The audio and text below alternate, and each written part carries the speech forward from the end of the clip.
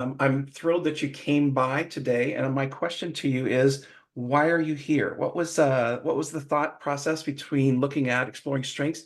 And if you would, could you just throw it into chat for me real quick? Just open up the chat at the top and give me just a one-liner. Why strengths? What were you looking for? What was interesting about this topic?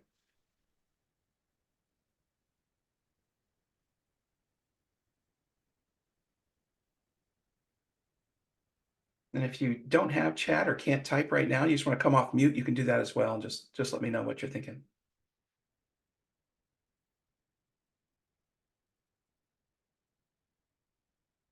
Okay, good, good. Thanks, Beth. Yep, just more learning. Jackie, are you a big learner? You love to learn. Yeah, me too. Me too.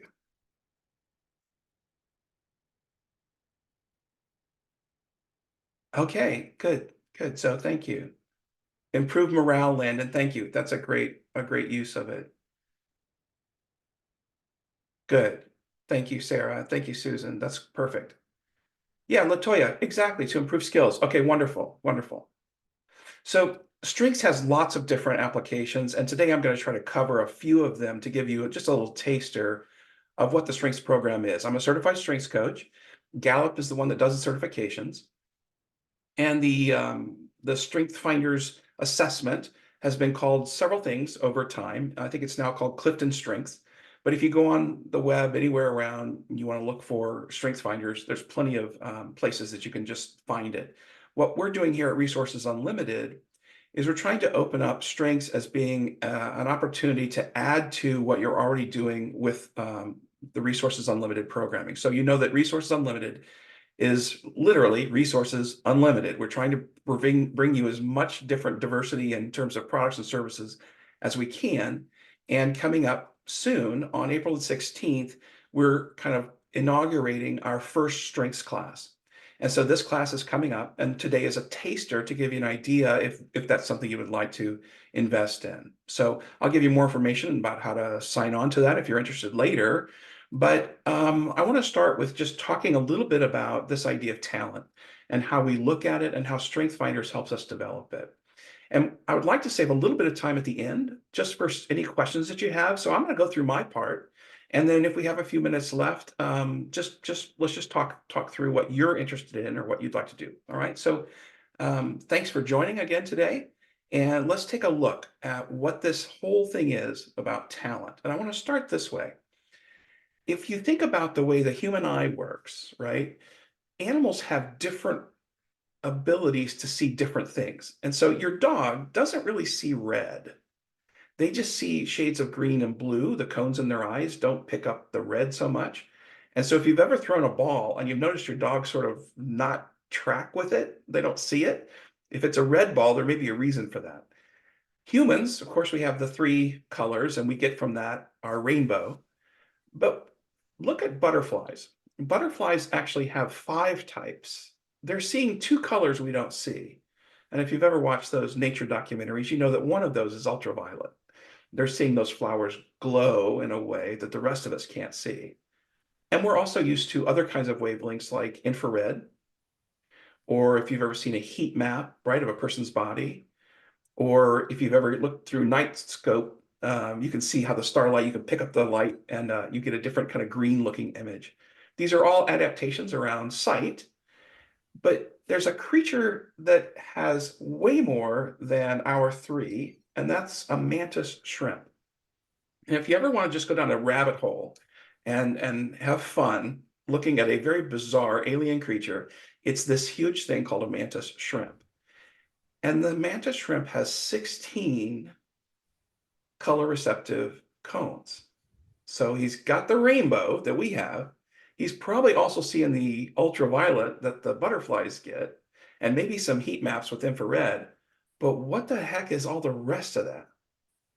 Is he seeing like gamma waves? Is he like seeing, I don't know how it even works. How, whatever this mantis shrimp is seeing, it would be a delight for an artist, I'm sure, to be able to see all that variation. And you can tell he's a pretty careful, colorful character on his own. The reason why I want to start this way in this quick presentation is if you have a talent, you don't always know you have it.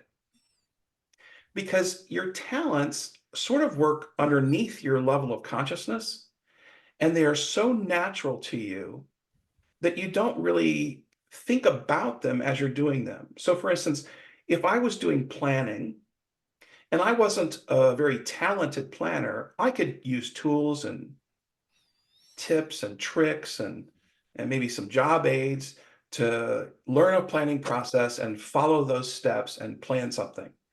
But if I had a talent for planning, it might just sort of come to me in the moment without going through these very conscious steps because I can see what's happening all kind of at once. And it never occurs to me that I'm a good planner because I don't have to have any steps that I go through. A lot of times, talent is like that. You don't really know it when you have it. And you sometimes assume that what you think and how you interact is how everybody obviously thinks and interacts. So let me ask you to do just a quick thought exercise for me. If you were a talent scout and you were trying to pick an athlete for your sports team, it would make sense that we would begin looking at that sport and try to identify what were the most important physical talents that we would want to select for to get the best athlete, right? And so I can imagine if you were a talent scout for, say, a basketball team, you would want to find somebody who's a great shot, maybe a good dribbler, has fast on their feet, agility, and we would know that they have it by watching them try out, practice, perform, and so on. For those of you who have little kids at home, you can already tell which kids, which of your teenagers are good at sports and which of them are probably not so good at sports, right? In the same way that we might know that some kids are more musical, right? They might have perfect pitch or rhythm, and other kids, no, not so much. I remember when I was young, my mom had played clarinet in a high school band, and she just thought everybody should play an instrument. So she tried to get my brother and I to play the piano. Well, neither my brother nor I wanted to play the piano. And she made the mistake of having a rather attractive girl come and teach the lesson who was about 3 years older than I was. And so we're learning to play the piano, and I'm kind of distracted by this pretty girl who's sitting next to me on the bench, and I'm wanting to impress her. But here's what I'm playing. Here comes choo choo round the bend, choo choo. That whole piano experience lasted about 3 weeks because I was just too embarrassed to practice the little notes that I had to learn in front of somebody who I was trying to impress. So there's lots of reasons why people don't learn things, but another part of that was I'm not especially musical. I don't that talent for playing an instrument is not something that comes naturally to me. I learned later to play the trumpet, but I hated every minute of it. I hated practicing it.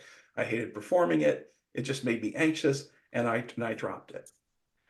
My point again is to say that talent is just one of those things that you either kind of have it or you don't. And so we can tell that with physical attributes, and we can think in terms of, are there an equivalent set of mental attributes? So is there something in the brain that is geared towards or naturally inclined towards certain mental or social behaviors or efforts like our physical talents? And Clifton says, yes, there are. And we can identify those and use them. So the big idea behind strengths is everyone has talents, but they may not know what they are, but you may see them before they do because you're watching them and it seems effortless when they do it. They're able to do things in a certain way that's just more efficient, faster, easier. It's just an approach that they have that not everybody has. They're seeing with more color receptors for some reason in certain areas. So with this idea of talent being sort of a hidden quantity that all humans have, then the question would be, what if I knew what my talent was? Would that make me like awesome at it? Well, not necessarily, because just having the talent doesn't make me an expert at it. I have to put in the work. And maybe you've read, books that talk about putting in your 10,000 hours, right, to master something, or developing habits around mastering different skills. The same thing is true here. When you have talent, that's great, but you still have to put the work in to hone that talent so that it becomes a strength. So when you look at Clifton Strength Finders, what you're looking for is the raw talent, the potential. And then as people spend time and effort in that area, it pays a bigger dividend. It has an exponential growth because the talent is there. For instance, if I tried to teach two kids how to dribble a basketball, and one had eye-hand coordination and the other didn't, I could probably both get them to dribble, but the kid with the eye-hand coordination would just do it so much more effortlessly and so much easier because he has good eye-hand coordination. Given enough time, enough practice, that dribbling using the eye-hand coordination for that would develop the strength. My daughter can juggle. I can't. We spent exactly the same amount of time trying to learn it. She picked it up just like that. Her eye-hand coordination is so much better than mine, and she's able to use it effectively. Okay, with that in mind, then we go to a second question, which is, if you had a talent that was natural to you, but maybe not natural to other people, what would be the benefit of knowing it? And so for those of you who've used strengths, you already know that there's a morale boost, there's an efficiency boost, there's a productivity boost, there's a confidence boost, there's an identity boost. Because once you start to engage with your talents, what you're discovering is how you are uniquely suited to do work. And so when we look at finding our talents, the fringe benefits that come from that are things like motivation and engagement and performance. It's also a tool for job fit and career fit. If I know I'm especially good at certain things and I work in an environment that requires me to be good in those things, my self-esteem, my team appreciation, my supervisor is going to give me kudos because I'm performing the kind of work that's valued there. And as many of you probably have experienced, when you're on the other side of that, you're doing a job that you're not particularly good at, you feel that, you don't get the kudos, it's not very efficient, and you begin to think, am I really cut out for this? That hidden talent is what Clifton Strength Finders pulls out, and the benefit of it is that as you focus on those strengths, your quality of life goes up and your ability to stay engaged in certain kinds of function skyrockets. So let me just take a second there. Those of you who have been through strengths, in chat, or if you want to come off mute, that's fine too. There's only 15 of us, so we can just mess around if you want. What are some of the things you've noticed as you've discovered your own strengths? What is a benefit that you've derived from that? I'll start us off. One of the things I realized when I discovered my set of strengths was that I could kind of let go of the things that I knew were not my strong suit and not feel so bad about not being good at that. I still needed to be good at some of it, but it took some of the pressure off for me to be everything when I realized that this is what I'm good at. I need to kind of stick to these kinds of jobs and these kinds of efforts. And so that was a big relief for me not to have to consider myself as having to be great in all of these things, but instead I could focus on the ones I was most adapted to. Tell me your insights, those of you who have gone through strengths before, Landon or Susan, or any of those of you who have done this before. Sarah, you can come off mute if you want, or just type into chat. What have you noticed has been the payoff for knowing your own strengths? This is Beth, and for me in our organization, not only am I given goals, but I also have my list of my strengths printed right below my goals, and the note is, am I leveraging my strengths? Yeah. And and basically, if I'm not leveraging my strengths, then my manager wants to know. So, and her strengths are different than mine. We have some that are similar, but we rely on each other for those strengths. And I finally feel like my strengths are something that is of value to the organization instead of, oh, she's so, I've always been, oh, she's so not, outspoken. She's this and that. And well, it's my strengths. And I never knew what it was. And now I'm not ashamed of what it is. Yeah. Good. Yeah, knowing what your teammates are and then being able to kind of job share on those things that are maybe difficult for you, but that they enjoy, that's a huge benefit. Thanks for sharing that. Anyone else has have seen it work for them knowing their strengths at work? This is Landon. Hey, Landon, thanks. Oh, no problem. I think a major thing for me was when I put a name to what the strengths were that I had. I started identifying myself with other like projects that I probably would have shied away from, jobs I would have shied away from, because I thought, oh, I don't really have that much experience there, or I don't know if I'm ready for that. But Yeah, kind of realizing like, oh, those align with what my strengths are, and yeah, seeing yeah, yeah. translate those, that helped me a lot. Love it. Yeah, that's fantastic. I've also noticed that as well, where you don't, I don't know how I would contribute to that, but then you think, wait a minute, they do need some of this, and I do that. So yeah, you can play a part even in things you might not have a lot of expertise in, because you're already kind of a step ahead. That's really great, Landon. Thanks for sharing that. I want to give you more time to share if you have something you need to let us know, but you can go ahead and put it right into chat. One of the things that's really interesting about strengths is it's really part of how we create this success formula for ourselves. And the reason for that is if I work against my strengths, I'm demotivated.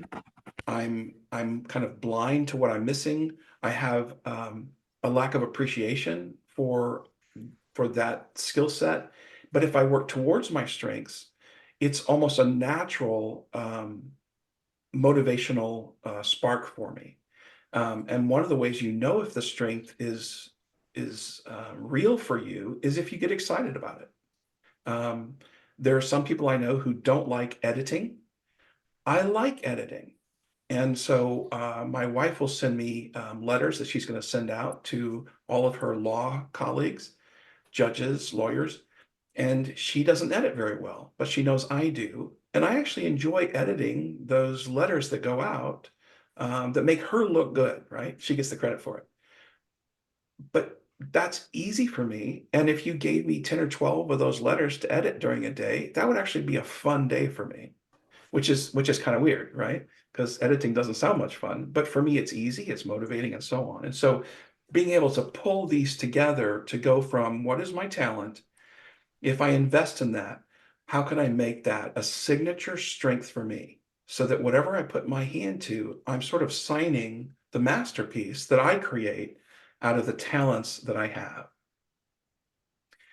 To go another step further with this, there's a lot of information gathered by the Gallup organization. They're really good at bringing together tons of information. And they're looking at some very consistent results from companies that are using strengths as part of their employee development program, for companies who are using it in leadership development, and for companies that are using it in succession planning. And so you can look at some of the numbers there. I won't go over all of them, but the one that I think is especially helpful is what we were just talking about, was if your manager knows what your strength is and can help lead according to your strengths, your productivity skyrockets. Okay, so that's an overview of what strengths are, how they relate to talent, kind of just a breaking in. Let me show you what the StrengthsFinder assessment produces.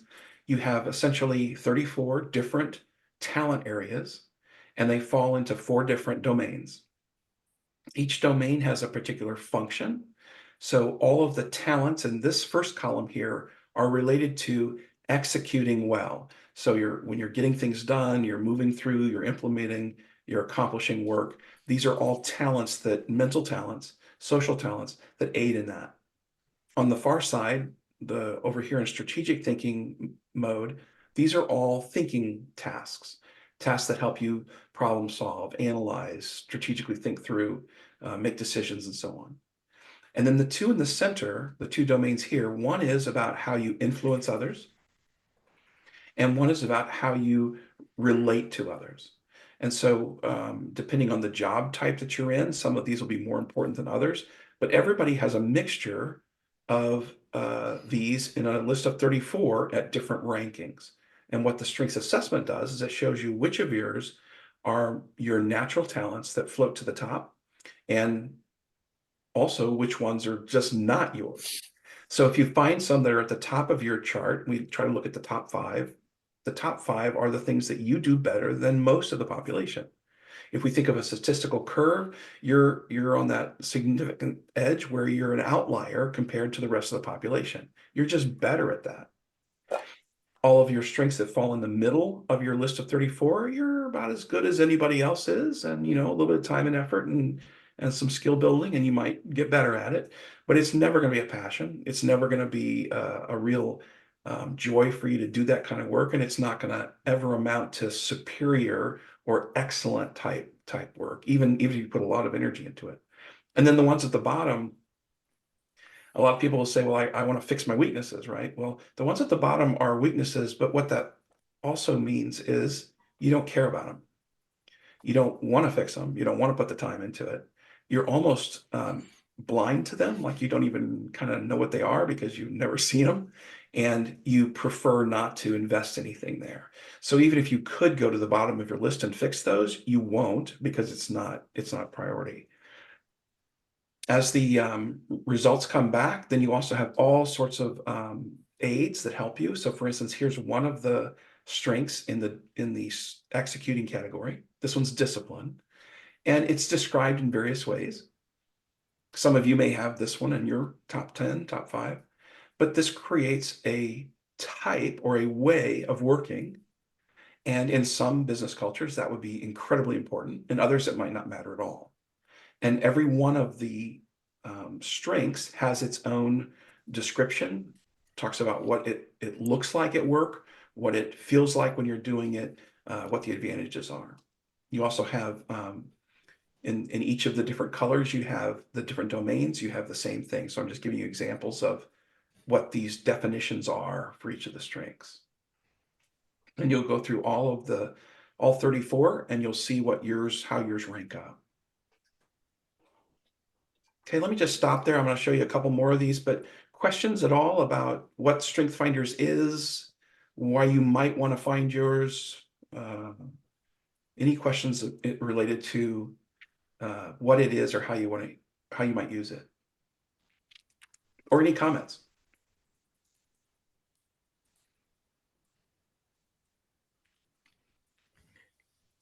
Okay, so this is a quick overview. This is if you want to get more information on strengths, if you want to take the assessment, learn about it, maybe bring your team on board together. We would love to have you bring a team and do it.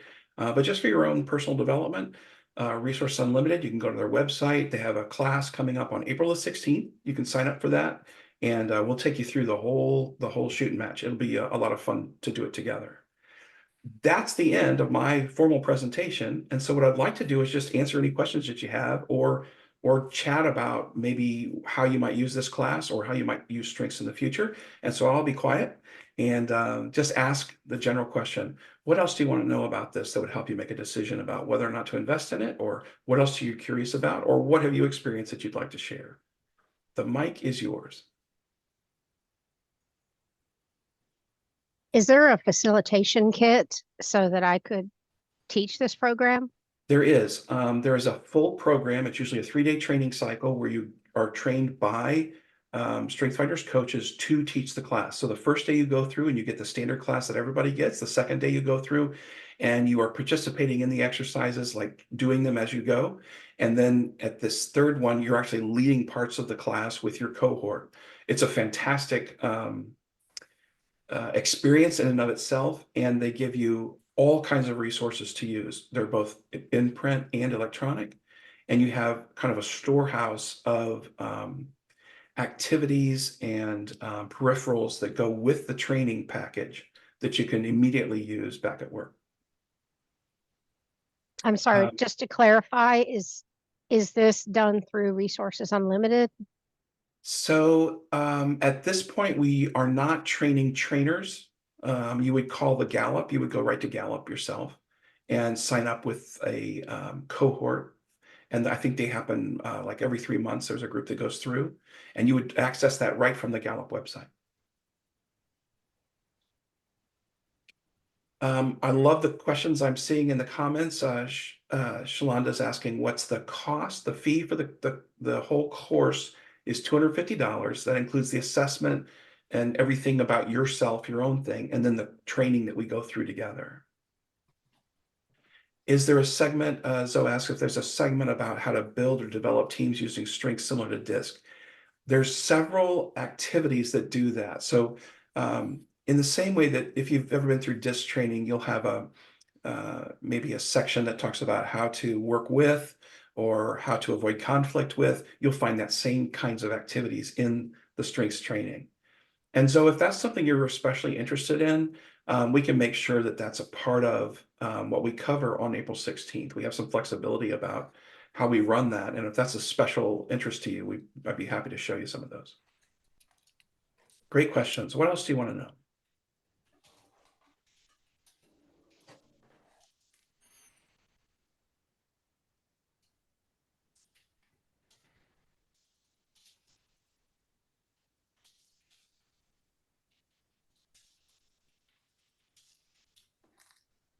Okay, well, I know that you have busy days, so I'll let you back to whatever you were doing before. I'll stick around for a while. We're not really done for another few minutes, so I'll stick around. If you have any questions that you didn't want to ask in the large group, please just stay on with me and we'll chat for a few minutes. For the rest of you, thanks so much for taking a moment to look at Resources Unlimited and some of the programs that we're starting to offer, one of which today is StrengthsFinders. Have a great day.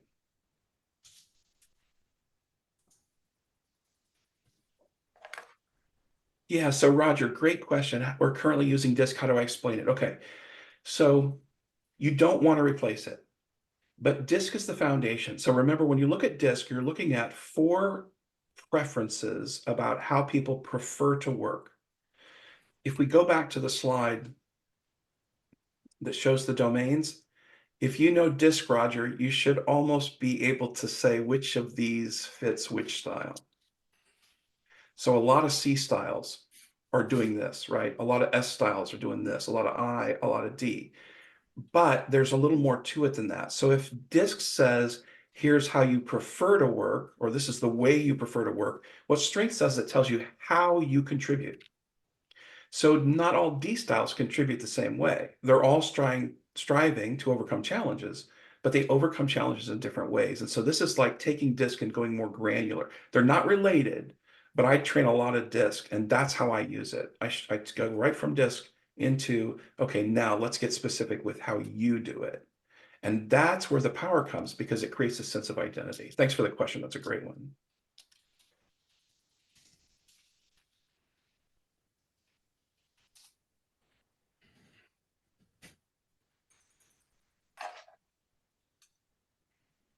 Yeah, I can see a few of you are hanging on. Anybody have any other thoughts or questions you want to field? I've got time. I don't mind hanging on for a while, but I also want you to know you're free to go if we're done.